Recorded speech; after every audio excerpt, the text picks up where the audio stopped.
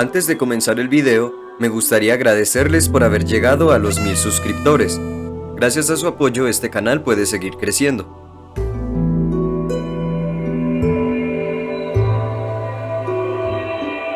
A través de los años, se ha hablado múltiples veces sobre los asesinos seriales, ya que todos conocemos historias como la de Jack el Destripador, o el hombre del que todos están hablando actualmente, Jeffrey Dahmer.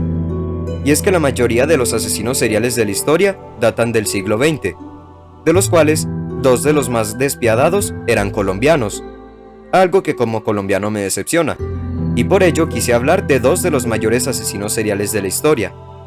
Cabe resaltar que en este video hablaré de cosas que pueden ser consideradas por muchos como grotescas, por lo mismo se recomienda discreción. Y pues sin más que decir, empecemos.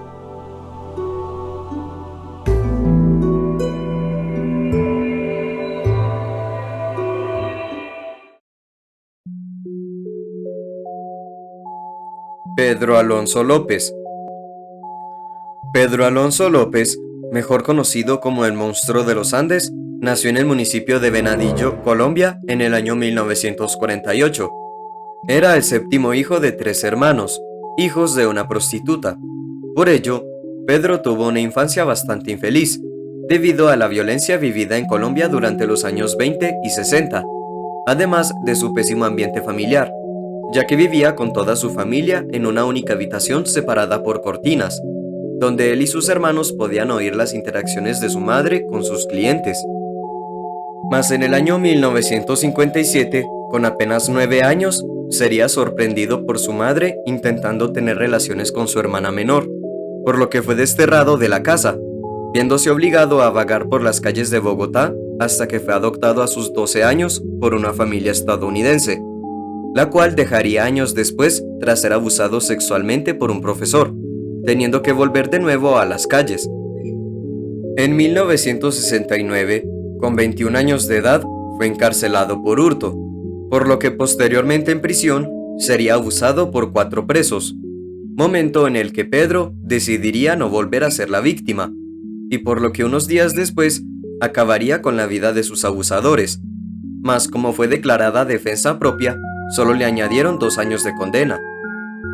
A su salida de prisión en 1978, Pedro decidiría viajar por varias regiones del Perú, donde más tarde, según sus propios testimonios, habría empezado a actuar violentamente, asesinando a por lo menos a 100 niñas y muchachas de tribus peruanas.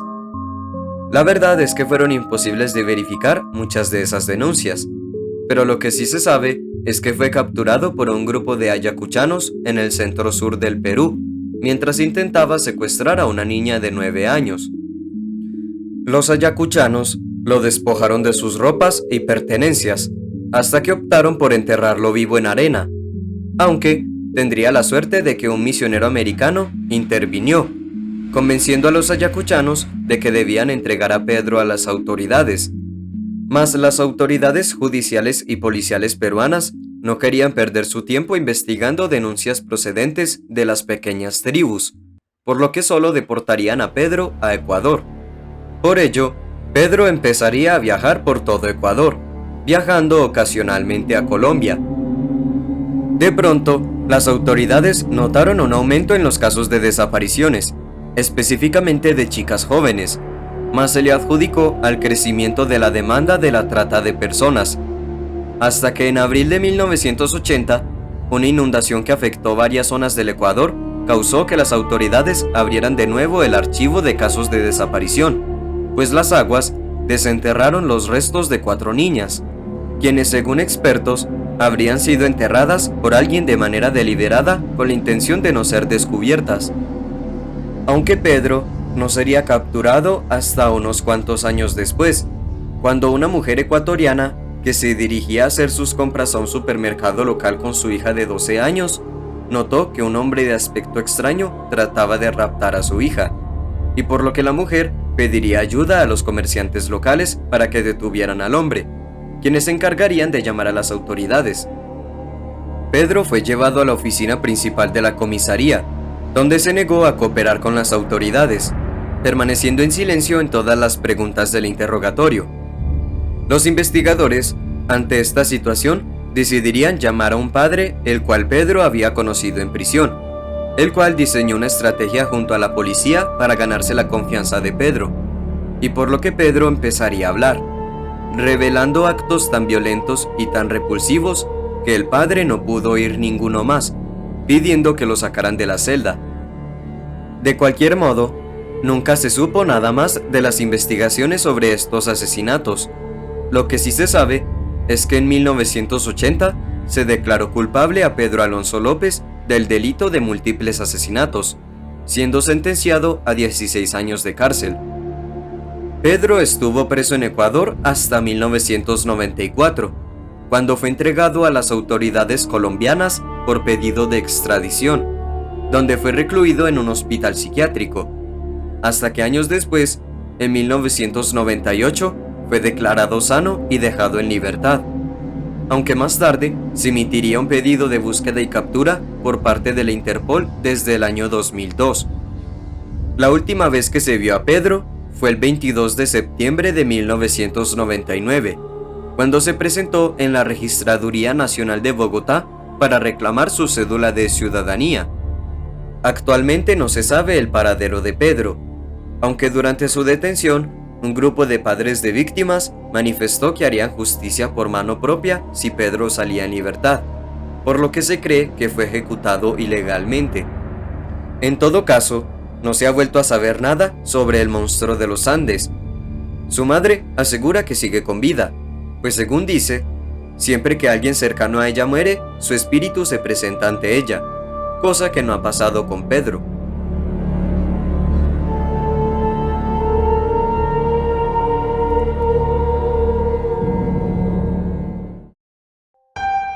Luis Alfredo Garavito. Según los propios testimonios de Garavito, dejados por múltiples entrevistas, programas y documentales de su vida, Garavito habría nacido el 25 de enero de 1957 en el Quindío, Colombia. Durante la mayor parte de su infancia, viviría constantes maltratos físicos por parte de su padre y varias otras personas cercanas a él, siendo víctima de abuso sexual a sus 13 años de edad por parte de una persona cercana a su familia. Garavito, como muchos colombianos, fue víctima del conflicto armado, ya que su familia fue desplazada por la violencia entre la guerrilla y el ejército, siendo desde ese momento cuando Garavito empezó a mostrar claros ataques de ira, paranoia y psicosis, debido a las fuertes golpizas y torturas que le causaba su padre, entre ellas ser quemado con velas, ser cortado con navajas de afeitar o hasta ser atado a un árbol para ser golpeado con el estuche de un machete o un palo durante horas. Incluso, en una entrevista afirmó que su padre lo habría violado. Mas a los 14 años sería echado de su casa, debido a que intentó acorralar a un niño de 5 años para violarlo, siendo desde ese momento, según él, cuando descubrió que sentía una fuerte atracción hacia los niños, convirtiéndose en un pedófilo, y admitiendo que sentía un placer sexual cuando torturaba a un niño. Según un documental para el canal colombiano RCN Televisión, Garavito habría ordenado a sicarios asesinar a la primera persona que abusó sexualmente de él, empezando sus crímenes a la edad de 35 años, ya que su actividad criminal duró del 4 de octubre de 1992 al abril de 1999, habiendo cometido delitos en 11 de los 32 departamentos que tiene Colombia, además de sus varios crímenes en el Ecuador, usando siempre una fachada de vendedor ambulante, a la vez que vivía de ello. Su modus operandi siempre era el mismo. Garavito confesó que antes de realizar cada crimen, se tomaba un sorbo o hasta media botella de aguardiente o brandy, para luego buscar una víctima a la cual llevaba a una zona apartada, donde las analizaba detenidamente para después amedrentarlos con un cuchillo, y empezando así su oscuro ritual, con el que asesinó a cientos de niños. Los investigadores dicen que mientras abusaba de cada niño, les iba propinando apuñaladas, entre otras muchas aberraciones, hasta que finalmente les hacía una cortada profunda en el vientre o en el pecho para que se desangrara, o si no, los degollaba, llegando a relatar sus actos con lujo de detalles. Garavito sería capturado el 22 de abril de 1999, cuando salía de un potrero en la periferia del Meta. Horas antes, Garavito había raptado a un menor al que pretendía abusar sexualmente y luego asesinar. Mas un indigente que se encontraba por la zona escuchó los gritos de auxilio del menor, por lo que se acercó, y al ver la escena, atacaría a Garavito con piedras, obligándolo a huir.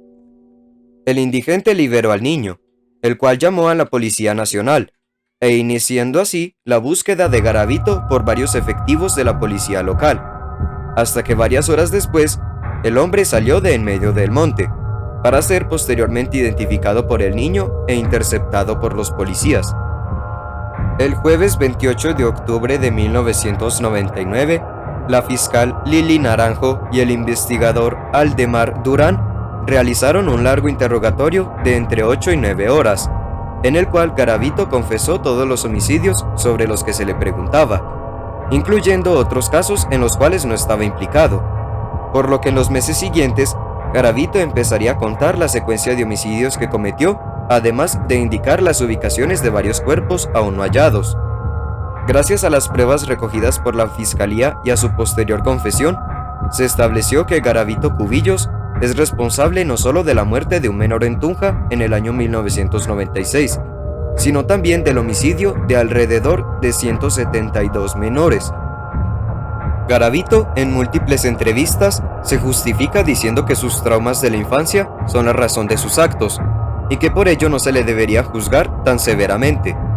Mas Garavito siempre será un monstruo sin importar qué, y desde mi concepto se le ha castigado poco, pues Garavito tiene una condena que se cumplirá en el año 2038 cuando tenga 82 años de edad, aunque lo más probable es que salga de la cárcel en el año 2023 bajo libertad condicional, a la edad de 67 años. Esto debido a que según las leyes colombianas, se cumplirían las 3/5 partes de su condena, teniendo una rebaja de pena por buen comportamiento, colaboración con la justicia, confesión, trabajo y estudio, aunque supuestamente la Fiscalía colombiana está intentando evitar su excarcelación prematura. Esperemos que sea así.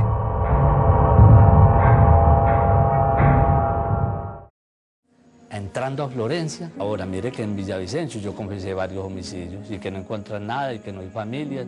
En Santa Fe de Antioquia hay uno, ¿sí me entiende? Pero en Ibagué hay los dos, en Ibagué hay dos, ¿sí me entiende? Yo los sitios, entrando a Ibagué, como saliendo ya para Girardot, en Cartago, mire pues de que unos restos de por allá de Toro Valle, no los encontraron ellos, sino otros investigadores. Por allá en Fusa también hay unos restos. Yo sé, tengo cómo, si me entiende, cómo entrar. Por el Alto de Rosas también hay otros restos, y otros que también condenaron, pero no encontraron los restos. ¿Y en los de Florencia? ¡Asesino de mierda! ¡Asesino! Y eso es todo por este video. Si te gustó mi contenido, no dudes en darme tu cariñoso like y tu suscripción. Si quieres más o tienes una sugerencia para algún video, déjala en los comentarios. Soy el Hueco del Pasado y nos vemos en otro video.